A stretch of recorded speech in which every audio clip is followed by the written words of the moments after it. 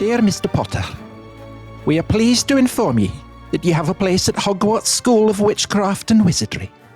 Please find enclosed a list of all necessary books and equipment. Term begins on the 1st of September.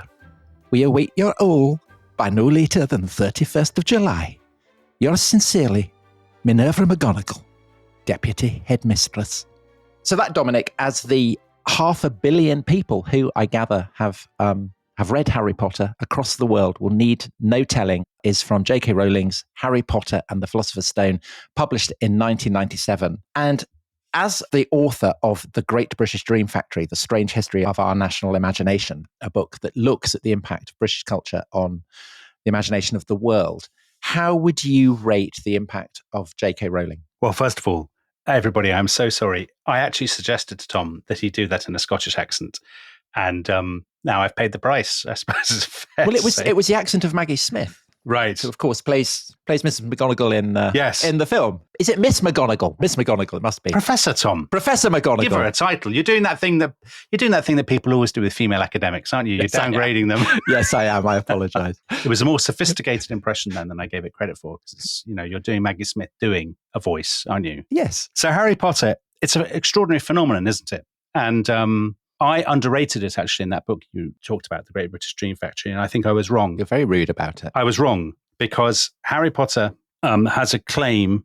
It's one of the single most important stories in the minds of people under the age of, 30, 35, who've grown up with these stories and regard. I mean, one of the reasons J.K. Rowling is now so controversial is that for some people, she had the status of a kind of moral teacher, didn't she? Yes. And a lot of people will say, I got my moral code from Harry Potter. Yes. So it's not just entertainment. It carries this kind of charge, which has always been the case with some children's stories, as we will see in this podcast. Because, Dominic, a question. Do stories about people going away to boarding schools that carry a hefty moral charge, is this something that J.K. Rowling has invented? No. Or does it have a long lineage? That's a lovely link, Tom. Absolutely.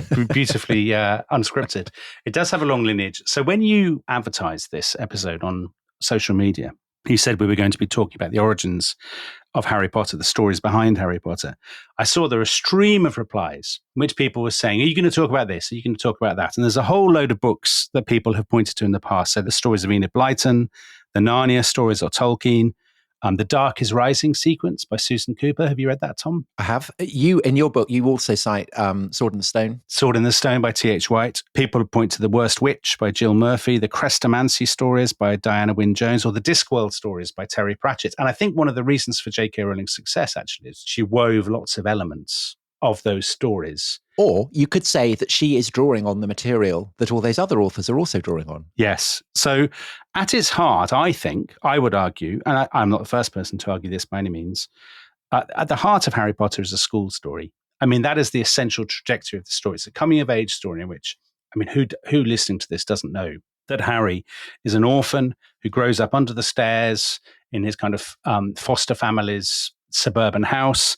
And he has this remarkable letter that you read out so beautifully at the beginning of the program. And off he goes to school, to a boarding school, to learn witchcraft and wizardry. And that device, the boy who goes from kind of obscurity, discovers the school, this extraordinary medieval building, is introduced to new friends, to the school bully, to scary teachers, to new codes, to a secret language, all of that kind of stuff.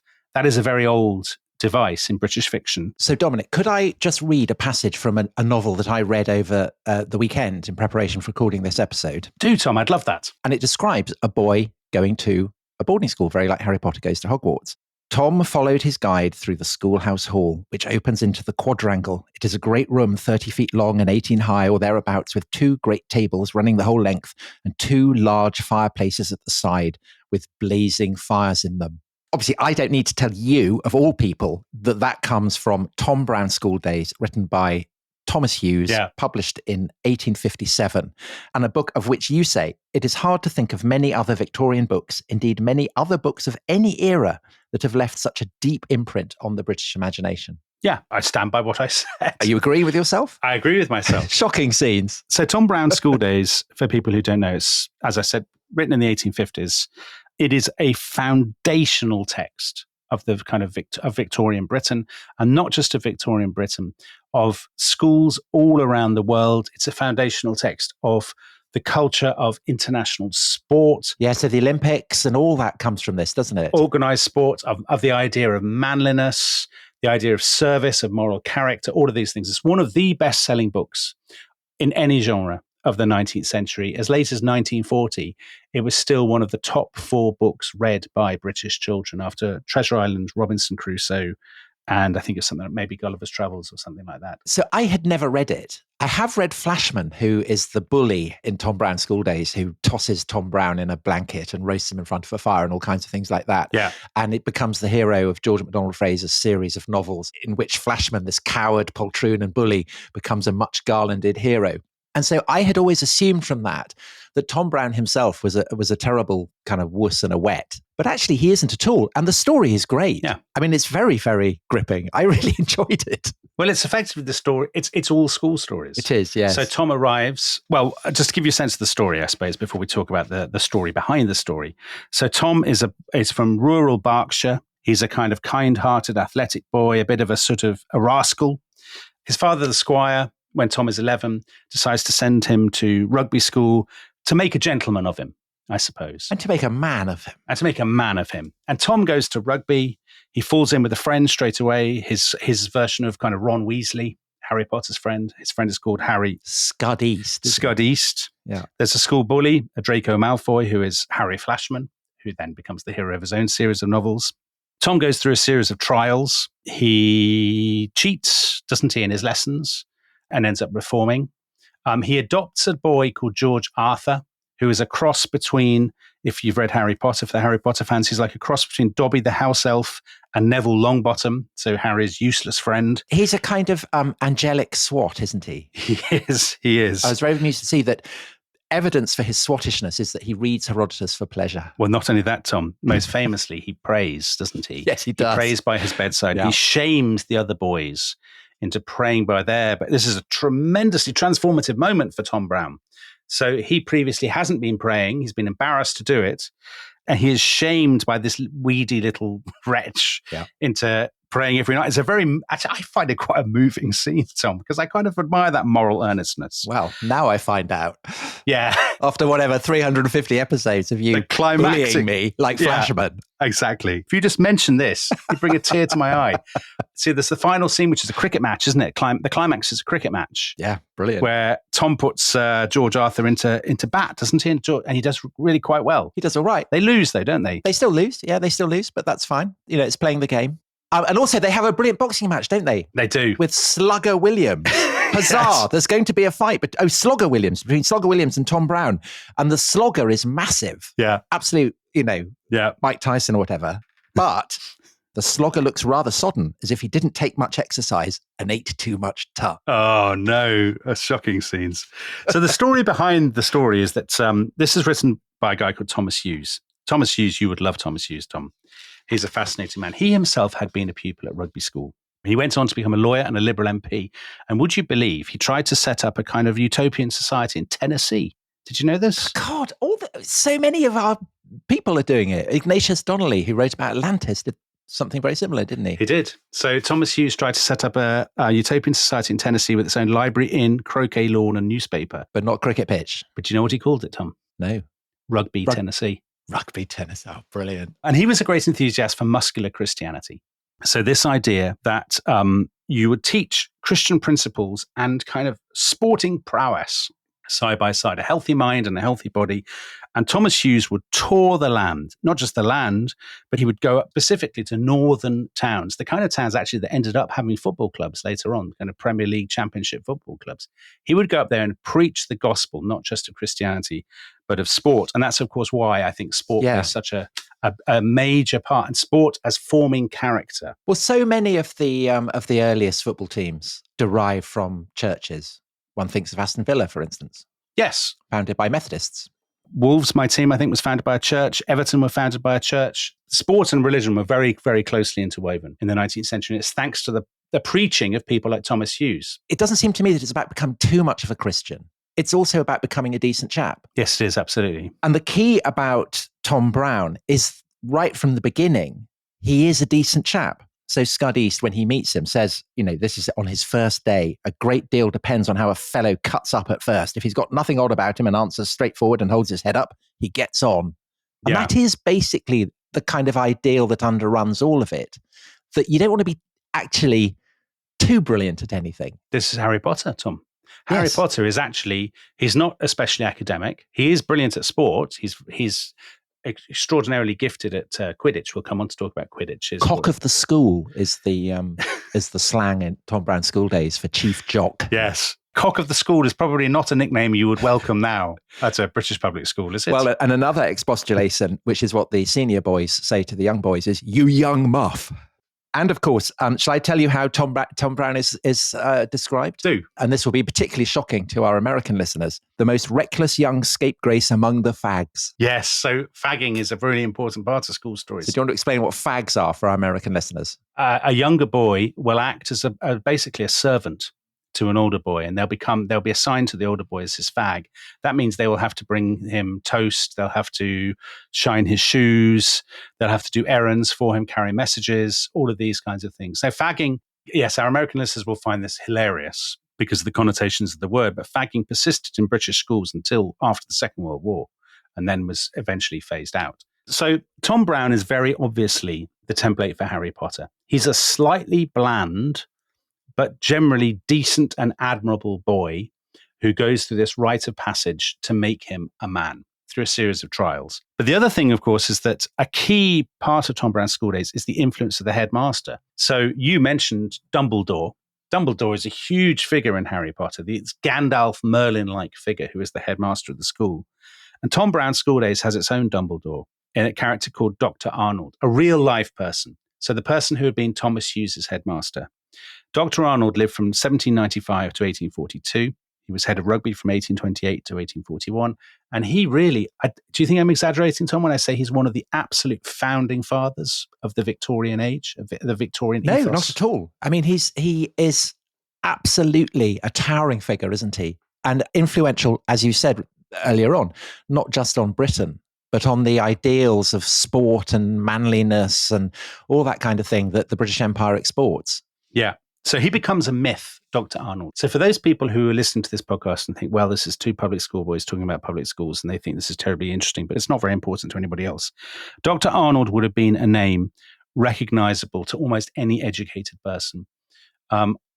Certainly in Britain and beyond Britain, actually, his influence was carried into the colonies, into the United States, and so on. Because Baron de Coubertin is directly influenced by his example in setting up the Olympics, isn't he? Baron de Coubertin, Pierre de Coubertin, who set up the Olympics, when he visited England in the 1880s, he made a point of visiting the public schools to see how they operated. And he carried with him, one historian calls it like a kind of spiritual Baedeker guide. He carried with him Tom Brown's School Days. And he said, what Dr. Arnold did at Rugby School is one of the great transformations in all cultural history. De Coubertin was obsessed with Thomas Arnold, as so many people were. How does he have this stature? I mean, head of a school. I mean, it seems an odd... Yeah. You couldn't imagine that happening now. Arnold had been himself educated at a boarding school at Winchester, arguably the first true public school, which we'll talk about much later on. Arnold himself, on his first night at Winchester, would you believe, Tom, he had knelt and prayed by his bedside, and he'd been physically attacked by the other boys for doing so, which is very heartening. Was he tossed in a blanket? Yeah, roasted over a fire. Arnold became one of the great kind of advocates of political liberalism and Anglicanism, broad church Anglicanism in the middle of the 19th century. He's appointed to be head of Rugby School in 1828.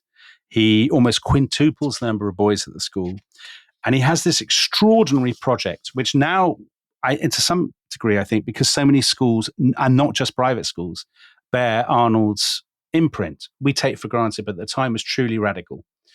He argued that schools should be laboratories to turn out little Christian men.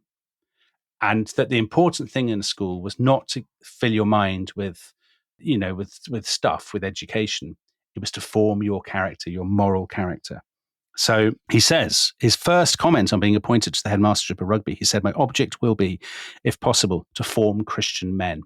And in his book, Tom Brown's School Days, Thomas Hughes writes of the tall, gallant form, the kindling eye, the voice now soft as the low notes of a flute, now clear and stirring as the call of the light infantry bugle, of him who stood there Sunday after Sunday, witnessing and pleading for his Lord.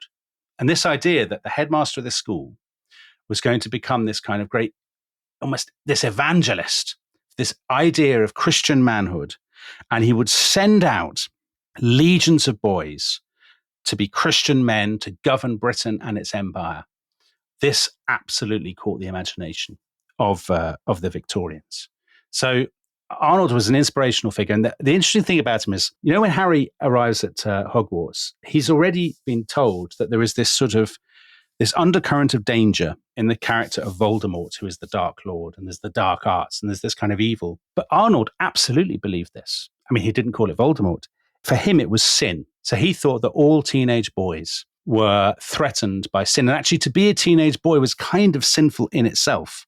So he said there are 6 sins endemic among schoolboys: profligacy, falsehood, cruelty, disobedience, idleness, and the bond of evil. I thought there was going to be another sin. Go on, Tom. I know the way your mind works. To which teenage boys were particularly prone. No. So people don't care about this in the 1840s. I know what you're thinking. You're thinking about teenage boys being beastly, aren't you? I'm thinking of onanism and beastliness. Don't worry. You'll get your beastliness. Okay.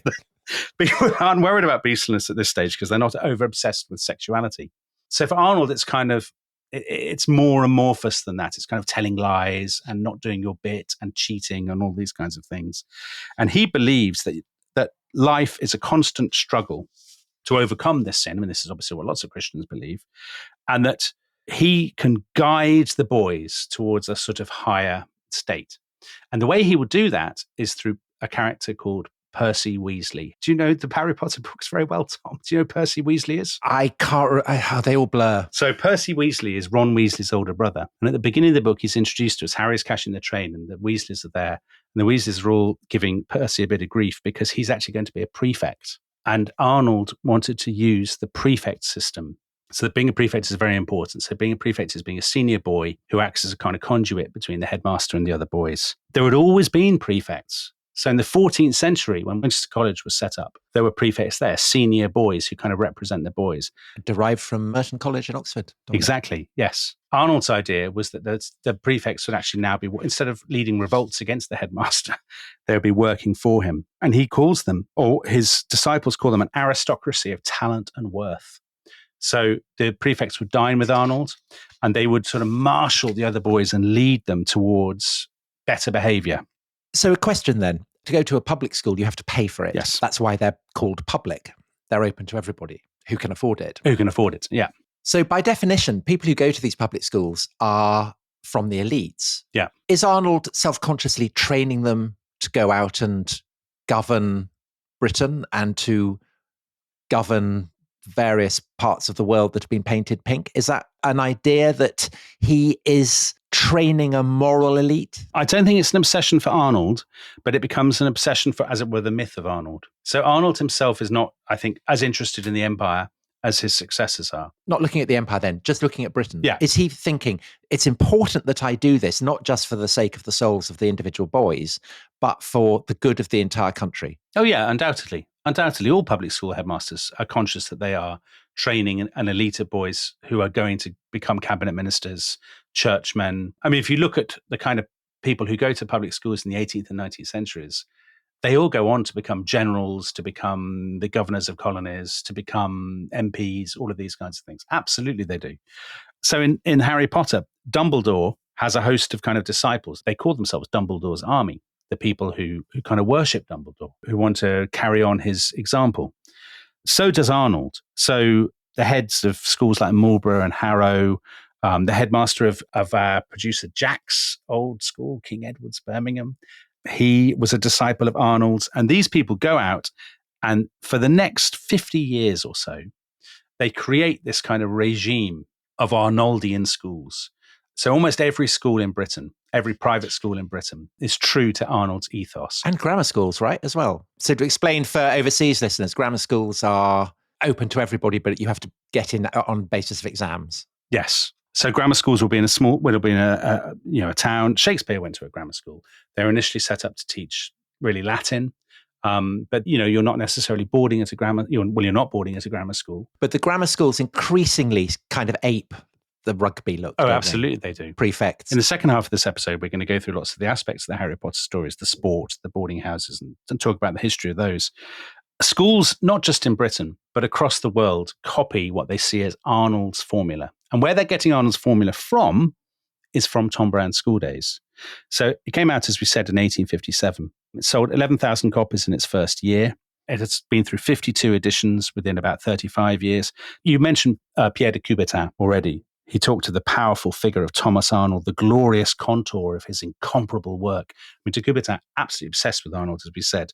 Just two more examples to give you a sense of the massive impact. One, in 1911, so this is after Britain has set up state schools, which at this point didn't exist. In 1911, the British Board of Education recommended that every single school in Britain must have a copy of Tom Brown's School Days in its library as an example to the pupils. The other example, one of the first most influential boarding schools set up in India, which is Rajkumar College, founded in 1870. The headmaster of that school used to read out, Tom, it will please you, the cricketing passages from Tom Brown's School Days at school assemblies instead of Christian sermons, because he thought it would better influence the boys to become upstanding gentlemen. I was reading that Tom Brown's School Days was used in Japan after the Japanese had opened up to the world and were trying to learn English. Yes. Boys would be set to translate Tom Brown's School Days into Japanese, but they would omit the detail of the cricket match because that was too challenging. Oh, really? Yeah, I can see that. So that's where Japan went wrong. So Tom Brown's School Days, just to sort of the last few minutes of this half of the episode, Tom Brown's School Days becomes the template for a host of stories that are, I would argue, by far the most influential stories on children in Britain, and indeed in the British Empire more broadly, between, let's say, 1860 and 1950 or 1960 or so. And these are the school stories that are colossally popular. So the most famous examples of this in something like the Boy's Own Paper. The Boy's Own Paper, we still talk, don't we, in Britain, of boys' own stories, kind of stories of pluck and daring do. Yeah. The Boy's Own Paper sold 250,000 copies, and each copy was read by about 4 children. So its readership was about 1 million. Extraordinary. And the weird thing about that is that it's being read by children who have no prospect of going to an ivy-clad Gothic public school. Yeah, I find this absolutely fascinating. So the other two great publications that sort of embodied the school story were the Magnet and the Gem. So these were boys' papers. By the way, they are read by girls, and there are girls' equivalents of them. And they are in the 1900s, 1910s, 1920s. George Orwell wrote a brilliant essay about them, about school stories and about their influence. The most famous series of stories that run in them are the Greyfriars School stories starring Billy Bunter. And those stories are read by people from all across the social spectrum. As you say, Tom, they have far more readers who will never, ever go within 10 miles of a boarding school than they are boarding school boys. And they're being read in the colonies, aren't they? So I think of C.L.R. James, the great Marxist historian of cricket, and there aren't enough Marxist historians of cricket, but he was hugely influenced by them in his approach to, I mean, he's influenced by Marx and he's influenced by Thomas Hughes. It's such a weird blend. I'm glad you mentioned C.L.R. James. So C.L.R. James went to a school called Queen's Royal College in Port of Spain. He's arguably the greatest intellectual that the Caribbean, well, one of the greatest intellectuals that the Caribbean ever produced. His brilliant book, The Black Jacobin, as you say, great Marxist historian, great writer on cricket. And in his autobiography, Beyond a Boundary, he talks about Thomas Arnold's legacy. And he says, one of the most fantastic transformations in the history of education and of culture. And he says of the code of kind of manliness, decency, fair play, team spirit, pluck, that he got from the school stories. He says, from the 8 years of school life, this code became the moral framework of my existence. It has never left me. I learnt it as a boy. I have obeyed it as a man, and now I can no longer laugh at it. It's such a kind of odd fusion, isn't it? That the Marxism that inspired him throughout his adult life seems absolutely to have interfused with that public school spirit. Yeah. So, Tom, just before we go into the break, lots of the younger people listening to this will think back with similar fondness, I would say, to the Harry Potter stories. Thomas Hughes said of Tom Brown's School Days that he wrote it to get the chance of preaching. And the Harry Potter stories are quite preachy books. So the moral lessons that each book kind of provides. J.K. Rowling was doing nothing unprecedented at all. And there were lots of stories in between, school stories that did exactly the same thing. So the Greyfriars stories, for example, the stories of Harry Wharton and his friends. So we will be talking about them, by the way. I'm obsessed by these stories, as you know, Tom. Absolutely obsessed. I do. And I will be talking more about them in our bonus episode for Rest is History Club members, which will be out either tomorrow or Wednesday. So if you are not a member of the Rest is History Club and you pine to hear me talking about Billy Bunter, the fat owl of the remove. The fat owl of the remove, this is your chance. So these stories were enormously influential on working class children. In his brilliant book, The Intellectual Life of the English Working Classes, Jonathan Rose, great historian, has loads of examples of incredibly implausible people who found these stories, their equivalent, these were their Bible. They drew their moral code from these stories. I'll give you two examples. One, a boy growing up in the South Wales coalfield called Aneurin Bevan, the founder of our beloved National Health Service, Tom. Aneurin Bevan worked as a butcher's boy, and he would go to the newsagent every week to pick up his copies of The Magnet and the Gem, full of boarding school stories.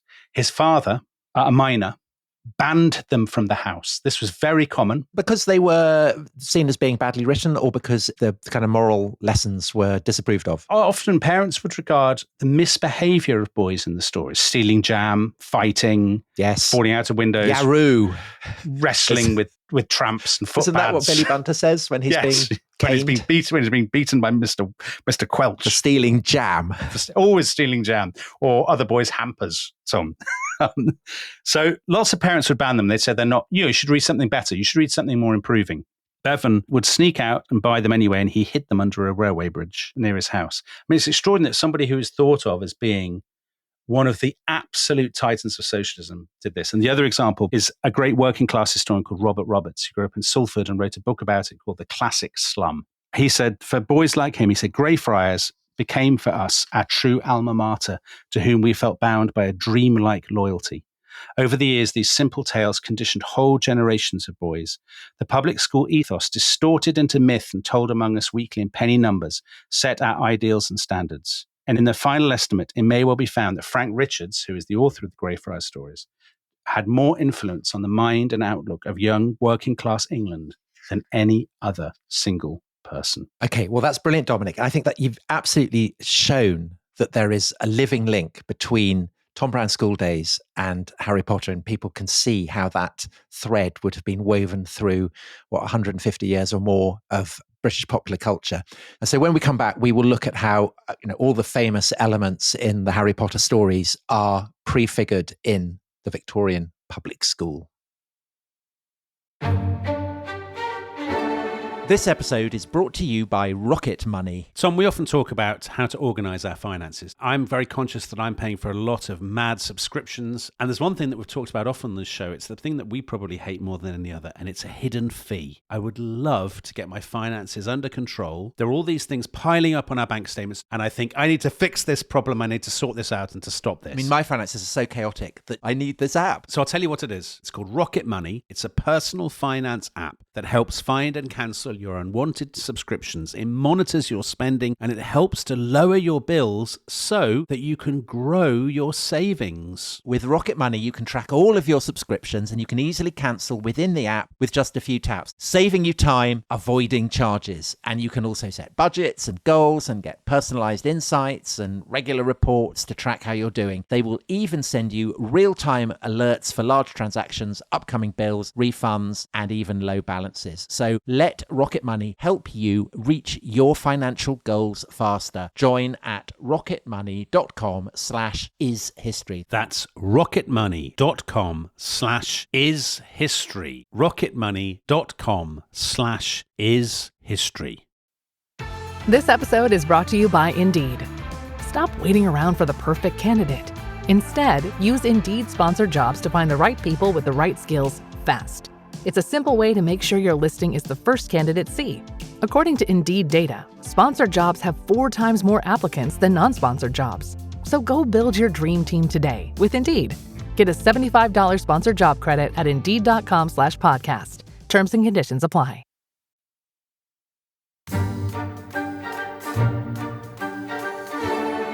Welcome to Hogwarts, said Professor McGonagall. The start of term banquet will begin shortly.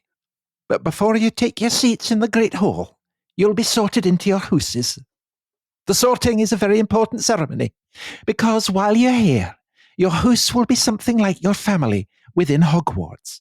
You will have classes with the rest of your hoose, sleep in your hoose dormitory, and spend free time in your hoose common room. The 4 hooses are called Gryffindor, Hufflepuff, Ravenclaw, and Slytherin. Each hoose has its own noble history, and each has produced outstanding witches and wizards. While you're at Hogwarts, your triumphs will earn you hoose points, while any rule breaking will lose hoose points. At the end of the year, the hoose with the most points is awarded the Hoose Cup, a great honour. I hope each of you will be a credit to whichever hoose becomes yours. So that, Dominic, was obviously J.K. Rowling and Professor McGonagall again from Harry Potter and the Philosopher's Stone. And that's Harry and his chums who've come from, platform 9 3/4, King's Cross, to Hogwarts. And this thing about houses, as we south of the border call them. What is Professor McGonagall going on about? Where she's got this idea from? Does it perhaps go back to Victorian public schools? It does, Tom. So just before we get to the houses, 1 second. Harry is with his family. He gets his letter. He gets his owl. He gets all his gear. He goes off to school. In almost every element of the story, he's doing something that people in public school stories have done before. So crucially, he gets the train.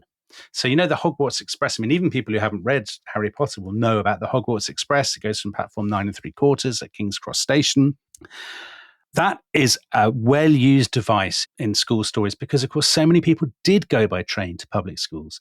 And actually, the existence of the British public school network depends on the Victorian railway system. Because often the point of these schools is that they are on isolated moors or provincial towns, a long way from the urban centres that presumably are producing the wealth that enables parents to pay for these schools. Exactly. It's at precisely that point in the 19th century when people are very anxious about the consequences of the Industrial Revolution, the expansion of the city, the kind of fetid air of the cities, all of industrial modernity, all of these things, and they're looking for an escape. This is a kind of cause of great criticism for public schools, isn't it, over the 20th century? This idea that it's industry that creates the money that then gets spent on sending the children of these industrialists off to faux medieval schools in the countryside. Well, this is, you're absolutely right, Tom, that the medievalism is the point. So many of the great public schools of England, what are regarded as the sort of totemic public schools of England, are really 19th century fake medieval foundations. If you take my own school that I went to in Malvern, which was founded in 1865, it's in a spa town that you get to even now. It's at the end of the railway line from London, Paddington. People would go there on the train. The point is that you're going to the countryside and you're leaving industrial modernity behind. The buildings of the school, like Hogwarts, which is a castle, the buildings are done in a kind of medieval Gothic. So many schools are done in this style. Theo, our producer, so Theo, as regular listeners will know, purports to be a Frenchman. In fact, Theo was educated at Wellington College, which was set up in 1859 for the sons of soldiers. Was that named after the Duke of Wellington? After the Duke of Wellington. Now, your own school, Tom, I'm sorry to say, is a much more recent Arriviste Foundation, isn't it? Isn't it 1920s, Canford? Well, that's because I'm of humble, lower middle class stock, Dominic. Clearly.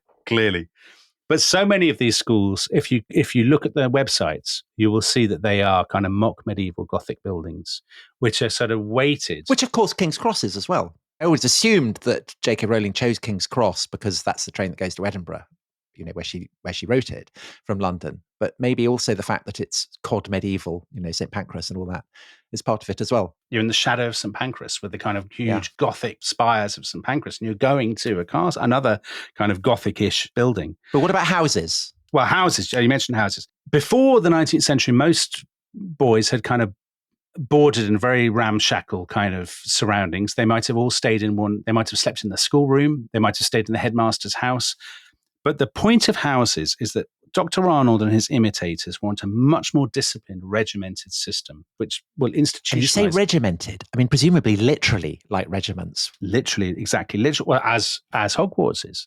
Hogwarts is divided into 4 competing houses. So the spirit of competition is built into the school.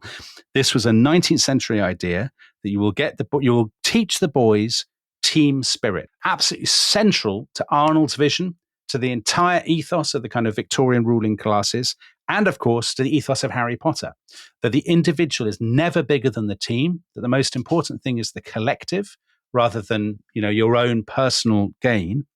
And the house is the kind of embodiment of that. The other thing about the house is governed by an incredibly complicated series of rules that an outsider finds utterly impenetrable and impossible to understand. And the impenetrability is the point. The impenetrability is the point. Now, in Victorian schools, and this persisted well into the late 20th century, you would learn the rules of the school and the special language of the school, and you would be given a test after 2 weeks. And if you didn't pass it, you would be beaten, or you would be punished in some way. Now, Harry, when he arrives, he's nervous as people are, and he is told and he is made to learn the rules of the rules of the school. His kind of peers in Gryffindor, his house, and the senior children in Gryffindor are sort of guiding the juniors and explaining to them the rules of the sports, all of this kind of thing. The one thing they don't have in Hogwarts, which is part of the kind of regimentation of the Victorian public school. The regimentation of the Victorian public school went hand in hand with a kind of cult of emotional reserve, of, not exposing your emotions, of the importance of that is... Of not crying because you're missing mummy. Right. It's self-discipline. But it's not just a way of beating homesickness. The point, the Victorian teachers in the shadow of Arnold believed that self-discipline was a positive good. Well, this is the stiff upper lip. It's the sang-froid, exactly. It's the stiff upper lip. It's the, you're under fire in the Sudan with General Gordon, and you don't show a flicker of it. It's really important for an imperial power to have this kind of... But internationally, this becomes the image of the English gentleman, that he's cold, emotionless, James Bond, ice in his veins. James Bond is nothing. As we talked about before in our James Bond episode, he's nothing if not a public school hero, a classic public school hero. The ice in his veins, as you say, Tom. And of course, one way that the regimentation, the competition, and the spirit of self-discipline, one way that they are all inculcated in the boys is through sport. So, this brings us to Quidditch. So, Quidditch. Tom, you haven't read all the Harry Potter stories, have you? I haven't read all of them. But you know what Quidditch is, right? Flying around. I've read some of them and I've watched the films. So yeah, of course. Everybody does. It's part of what everybody knows. So the joke about Quidditch to some degree is that Quidditch is a kind of made up, intricate, bizarre, absurd sport. But of course, all sports, cricket, to many of our American listeners, it's no madder than cricket. Or indeed baseball. Well, yes, American football is the ultimate ridiculous sport, of course. But or rugby. So rugby devised at rugby school. It's this kind of sublimated violence. Because that's the thing, isn't it? That all these sports are individual to various public schools, basically. Yeah. And it's this mania for codifying games that in the long run will feed into the codification of games like football and rugby and so on. Yeah. Public school boys instrumental, of course, in all of those. But you still famously have the Eton Wall game. Yeah. Which is quite Quidditch. I didn't really know what it is, but I imagine it involves a wall. And it seems to involve people rolling in mud. But the Eton Wall game is one of many such games that at the time, the only reason it's notable is because it's survived. Most schools had versions of the Eton Wall game or something similar, some kind of weird game. So I think at Charterhouse, they had a game which was a bit like rugby, except they used boys instead of balls. And one boy died at one point. Well, that toughened him up. Yes. But Dominic, just against that, cricket is distinctive because already by this point it is a national sport. And so in Tom Brand, you have, I think it's Scud East or one of those chaps, says of cricket that it is the birthright of British boys, old and young, as habeas corpus and trial by jury are of British men, which is a splendid sentiment that you would do well to reflect upon. But I think what happens in the 19th century with cricket is that the public school embrace of cricket kind of elevates it from a fun game that people played. They imbue cricket, just like Scott East does it there, with this kind of moral Arnoldian. Well, again, famously, more than a game, an institution, they say. Tom Brand School days. Exactly. It's the sort of this sort of grandiosity of the sort of public school moralism the Corinthian spirit that people apply to all these games. Now, by the end of the 19th century, the funny thing is actually, by the way, Dr. Arnold himself wasn't interested in sport at all. It was his disciples who made this great attempt to institutionalize sport. People sometimes complain now that British private schools are too concerned about sport. But in the 1880s at Uppingham School, for example, boys played vast quantities of football every single day. The headmaster made them do it. Schools like Eton would have a huge variety of sports that people would be doing because sport was seen as the essence of, it became, dare I say, sacralized, Tom, as the absolute essence of manliness and moral character. But was it not also enshrined, and we mentioned beastliness before, as a way of stopping boys from obsessing about girls and other boys? I think there's no, all I can say is, I don't think there's any great concern about boys obsessing about girls in this period. I think the issue of boys obsessing with other boys is part of it. We'll talk about the beastliness a bit later, but just one thing about sport. So yes, some headmasters are obsessed with the dangers of beastliness, and they believe that the best way to do this, to fight it, is for the boys to just do nothing at sport all day, so they're too tired to think about anything else. And cold showers. Do they have cold showers? They must do. Yeah, of course they do. However, some masters think that they notice that the boys, obviously when they're playing sport, their legs, for example, are exposed. So there's a fantastic story that at rugby, the guy, one master, he made all the boys wear really long shorts. And then the ends of the shorts were fastened with elastic bands, so no hint of flesh could be seen by the other boys in case they became excited by one another while they were playing football or rugby or whatever. Cripes. So, yeah, you don't get that in the Billy Bunter stories, Tom. One thing that people who've read Harry Potter will know is that there is this kind of cult of the athlete. So Victor Crumb or Cedric Diggory. Cedric Diggory is the character that I most resemble, Tom, because I, like Cedric Diggory, am in Hufflepuff, the house for very, very kind boys and modest boys. He's the cock of the school, isn't he? He's a tremendous fellow. He's played, as I would be, if there were a film of The Rest is History, by Robert Pattinson. Mm-hmm. So if you know Robert Pattinson. Yeah, the vampire guy. He would play me. Yep. You, of course, would be played by Tom Holland in a public school story. So yeah, there's the cult of the athlete.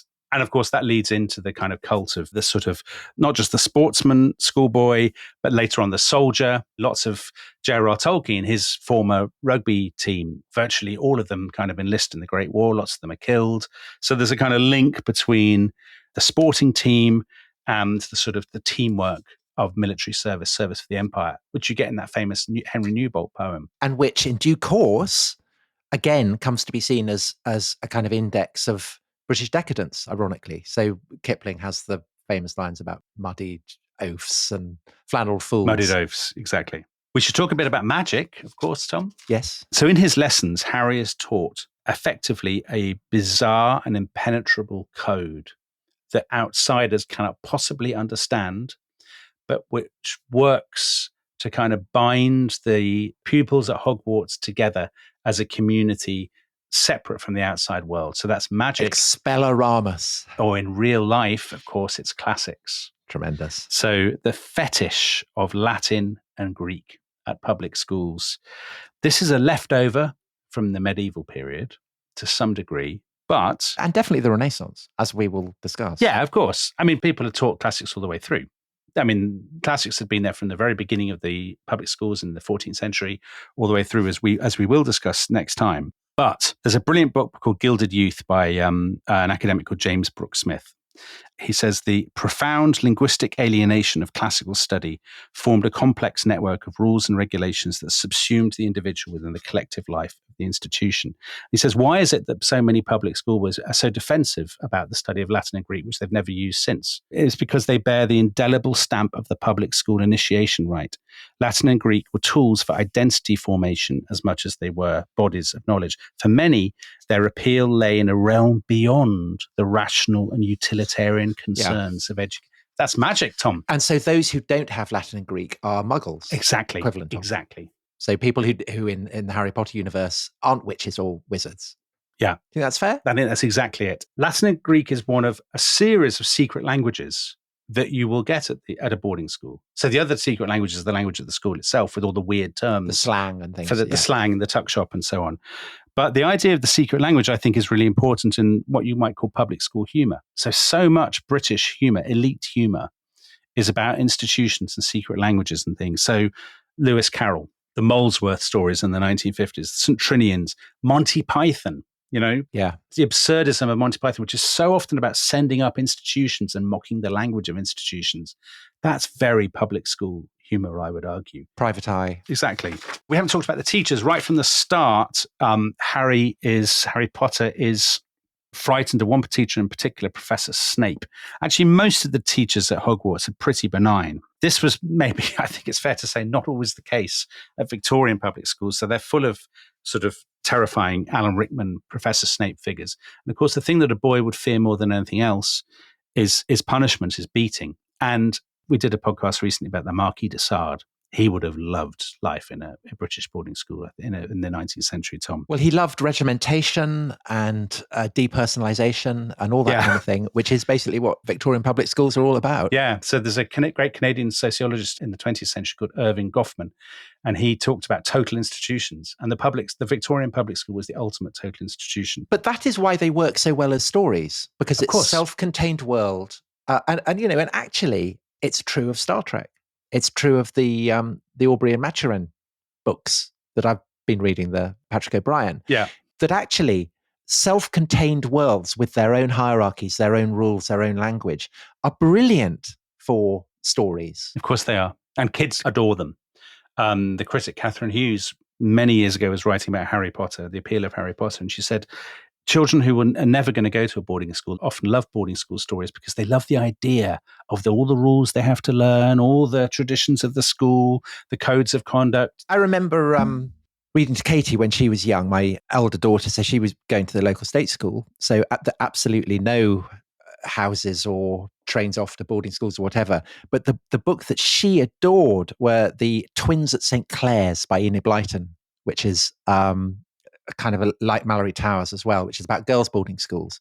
And I remember when I read her the last of these novels that she burst into tears because she would never hear them again for the first time. Oh, my word. Absolute kind of evidence for the incredible hold that these stories can still have on children in the 21st century who know nothing about this world. Well, any parent who's read the Harry Potter books to their children or seen their children read the Harry Potter books will know the power that the school story can have. I was like that with Billy Bunter. I discovered Billy Bunter when I was about 10.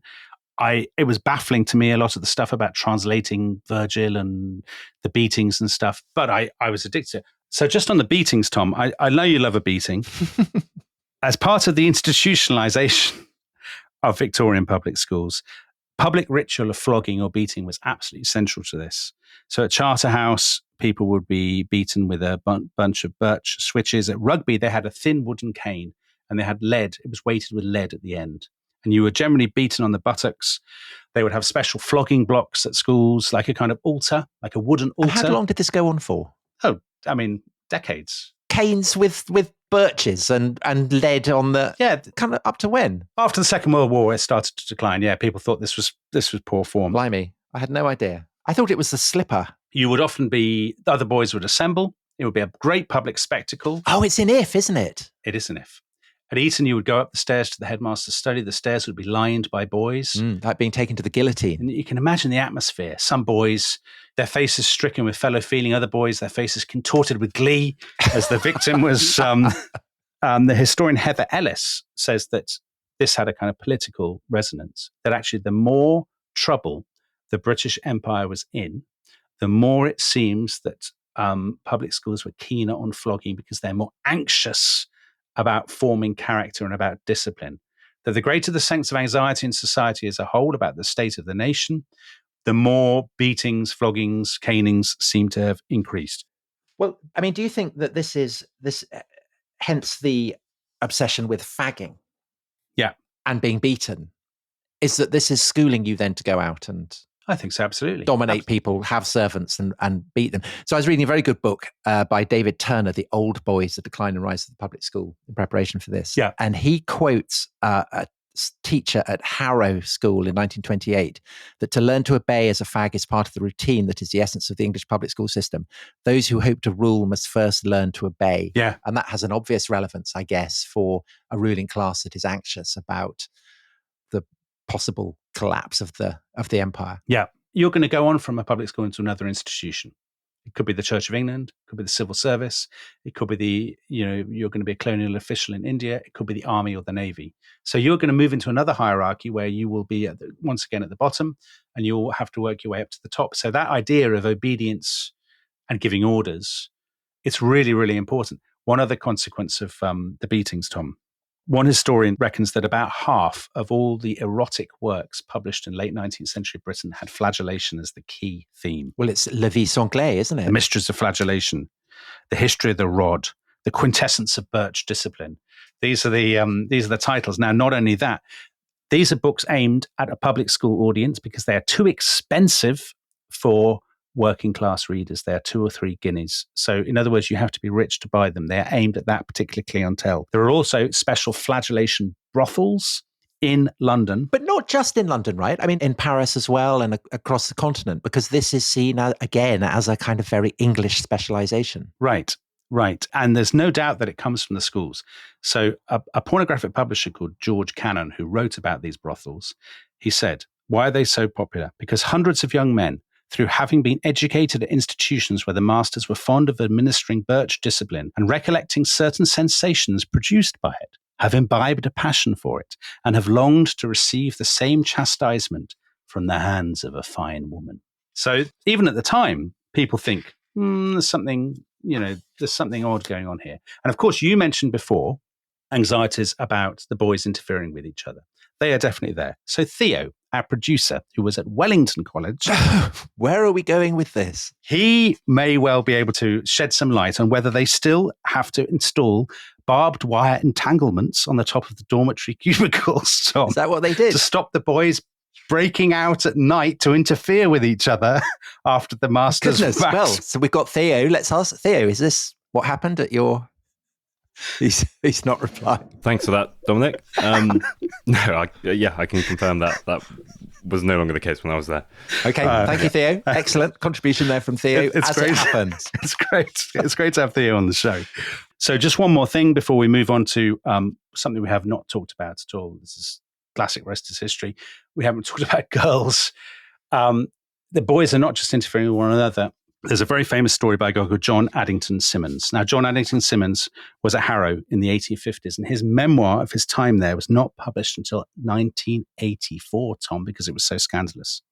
John Addington Symonds said, at Harrow, when you arrived, the better-looking boys were immediately given female names by the older boys. Well, that's in Tom Brown's School Days. Yeah, there's a hint of that in Tom Brown's School Days. Well, so they say that Arthur, the guy who prays and likes Herodotus and is obviously a weed, and it's referring to him and other kind of new boys like him, that this new boy would most likely never get out of the close and would be afraid of wet feet and always getting laughed at and called Molly or Jenny or some derogatory feminine nickname. Yes, but they're not being called Molly and Jenny in a derogatory way. They're being called Molly and Jenny in an appraising way, because John Addington Symonds said it's the same, surely. Well, he said what would happen is the better looking boys, you would be adopted by an older boy as, and I quote, his bitch or his tart, and then you would perform various services.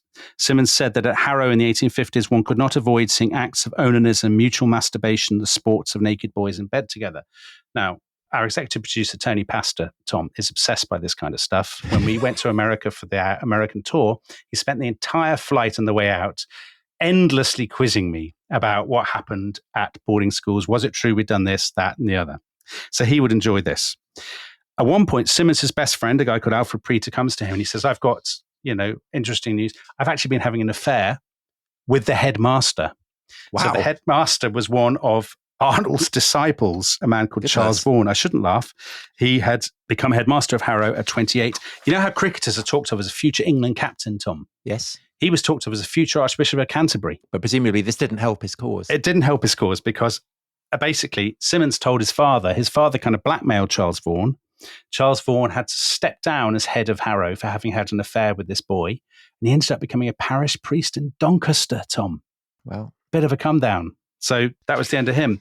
Now, this doesn't happen in Harry Potter for one key reason. Girls. Hogwarts has girls. So Hermione Granger, who is a very, very, I have to say, a very girls' school story stereotype, isn't she? She is just an The girly annoying, girly swat. She is a blue stocking. Yeah. So Hogwarts has girls. Of course, there weren't coeducational schools in the 19th century. They didn't really come in until after the Second World War, when boys' schools started to admit there were always girls' schools, Tom. I know, because Mallory Towers and St. Clair's. Exactly. The prototype for a lot of girls' schools is Cheltenham Ladies College, set up in 1853. And Rodine, isn't it? And Rodine, 1885, Wickham Abbey, 1896, Down House, 1907. So often these are schools for people who are going to go overseas.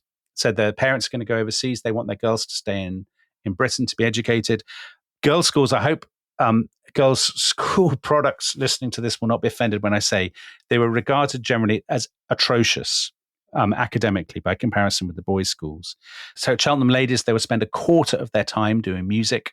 They would, a lot of the time, they'd do needlework. They would learn modern languages, so they would learn French rather than Latin. They do a lot of sport, don't they? They play hockey, so jolly hockey sticks and lacrosse. And lacrosse. They don't have the culture of beatings and the sort of physical, all of that stuff. They have a whole load of absolutely mad rules. My favourite ones were from North London Collegiate, where girls were banned from gathering in groups of more than 3. This was a very serious business.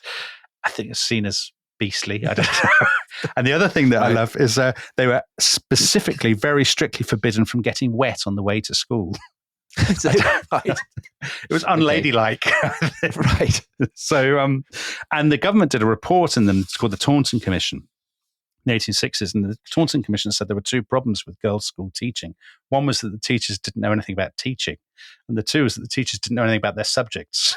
But apart from that, they were brilliant. I guess one of the big changes, and this has obviously coincided with J.K. Rowling starting the Harry Potter series, is that public schools now, they're coeducational and they live or die by their exams. Yeah. I mean, that's why people spend all the money they do. It's not really to learn character or manliness or womanliness or whatever it is they're teaching. It's basically to get very, very good grades and go to university. Exactly. But one of the things that Harry Potter does is to kind of re-import that idea of the Victorian idea that you become a better person. Yeah. And that is something that public schools are now kind of buying into again. That's absolutely essential to the public school ethos, Tom. You visit any public school website and they will tell you right from the outset that character, we are forming the citizens of tomorrow, the change makers of the 21st century. But is that actually true? Or is it just kind of fashionable window dressing? So, again, I was reading up that St. Paul's Girls' School has actually abolished the title of head girl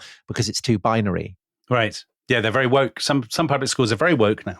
Well, so Eton is decolonizing its curriculum. Yes. So the funny thing about Hogwarts, therefore, Tom, is that Hogwarts, it's multicultural. It has the kind of Patil sisters. It has Lee Jordan, who is black. Rowling goes out of her way to make it diverse.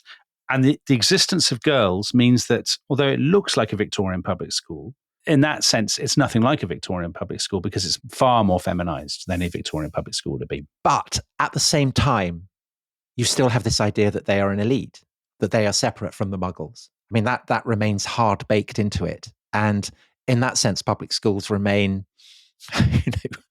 absolutely separate from the vast mass of children who are going to state schools or whatever. And I think that opens up a whole question, which we haven't really discussed in this first episode, which is, well, where do public schools come from? Yeah. And that is something that in your book, The Great British Dream Factory, you talk about. Oh, Tom, this is a lovely advert. Thank you. Well, one comment you make about J.K. Rowling is that pace and brevity are not her strong points, though I may not necessarily be the best person to make that observation, which I think is a very wise, self-aware comment to make. Tom, I didn't mean it. I don't think that of myself.